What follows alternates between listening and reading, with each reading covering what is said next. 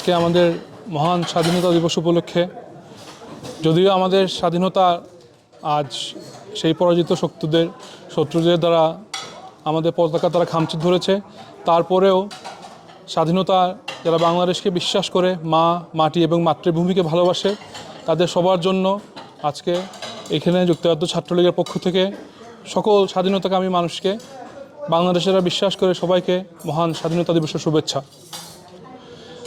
আপনারা জানেন আজকে বাংলাদেশে তারা বলে তারা অন্তর্বর্তীকালীন সরকার, আসলে তারা কোনো অন্তর্বর্তীকালীন সরকার নয়, তারা অবৈধ সরকার, তারা দখলদার সরকার। আমাদের মাননীয় প্রধানমন্ত্রী, যিনি লেজিটিমেট প্রধানমন্ত্রী, তিনি কোনো রিজাইনই দেন নাই। সো তাদের কোনো লেজিটিমেসি নাই, এবং তাদের লেজিটিমেসি নাই এই জন্যই তারা আজকে বাংলাদেশে আপনারা দেখছেন, আমি বলবো কি আপনারা সবাই জানেন, এভরিডে আপনারা দেখেন বাংলাদেশে না আছে কোনো আইন শৃঙ্খলা, না আছে কোনো কিছু নিরাপত্তা। আপনার 7 বছরের বাচ্চা থেকে 3 বছরের শিশু থেকে আবাল বৃদ্ধ বনিতা কারোরই কোনো নিরাপত্তা নেই। মানুষ আজকে বাসা থেকে যখন বের হয়, মানুষ জানে না মানুষ আবার সুস্থভাবে বাসায় ফিরে আসতে পারবে কি না।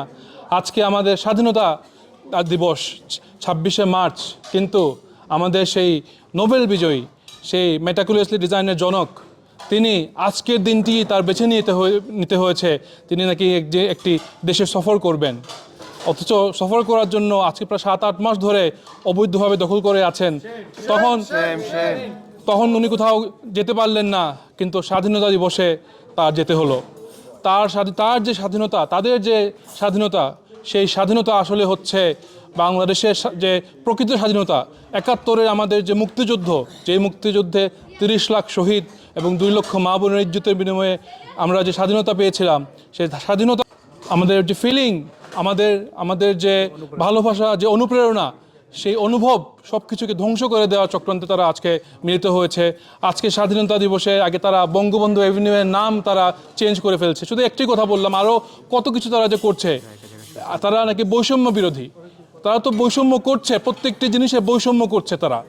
তারা বাংলাদেশকে আসলে, তারা যে বলে বৈষম্য দূর করবে, তাদের বৈষম্য হচ্ছে তারা বাংলাদেশকে পছন্দ করে না, বাংলাদেশের স্বাধীনতাকে তারা পছন্দ করে না। তারা মনে করে যে এই বৈষম্যটা তারা দূর করবে, তারা বাংলাদেশকে পছন্দ করে, বাংলাদেশের স্বাধীনতা বিশ্বাসী, বাংলাদেশে বিশ্বাসী, সেই সব মতাদর্শের মানুষকে তারা আলাদা করে দেবে।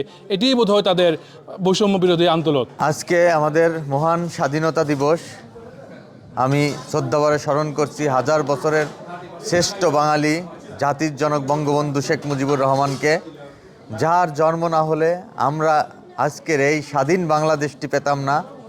আমরা জাতি হিসেবে এতটাই অকৃতজ্ঞ, আজকে এই অবৈধ অসাংবিধানিক ইউনূস সরকার আজকে জবরদখলকারী ক্ষমতা দখল করে আছে, সে বঙ্গবন্ধু এবং বাংলাদেশের স্বাধীনতাকে অবিশ্বাস করে। আজকে এই স্বাধীনতা দিবসে সে অন্য দেশে সফরে যায়।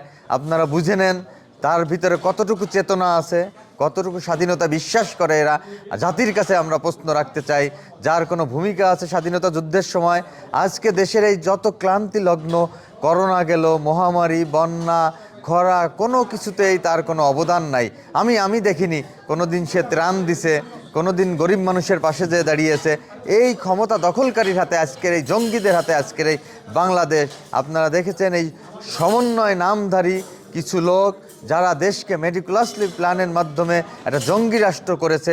আমাদের সাধারণ শিক্ষার্থীদের, আমাদের ছাত্রছাত্রী ভাইদের, দেশবাসীকে, জনগণকে ভুল বুঝিয়ে তারা তাদের উদ্দেশ্য হাসিল করে আজকে তারা দল করেছে, এবং দল করে 100-200 গাড়ি নিয়ে শোডাউন করে তার নির্বাচনী প্রচারণায় যাচ্ছে। এদের উদ্দেশ্য কি আপনারা বুঝে নেন। আপনাদের জনগণের কাছে, জাতির কাছে প্রশ্ন, বঙ্গবন্ধু কন্যার হাতে এই বাংলাদেশ নিরাপদ। মাননীয় প্রধানমন্ত্রী, এদেশের সুযোগ্য প্রধানমন্ত্রী, ওনার নেতৃত্বে এদেশ এগিয়ে যাবে।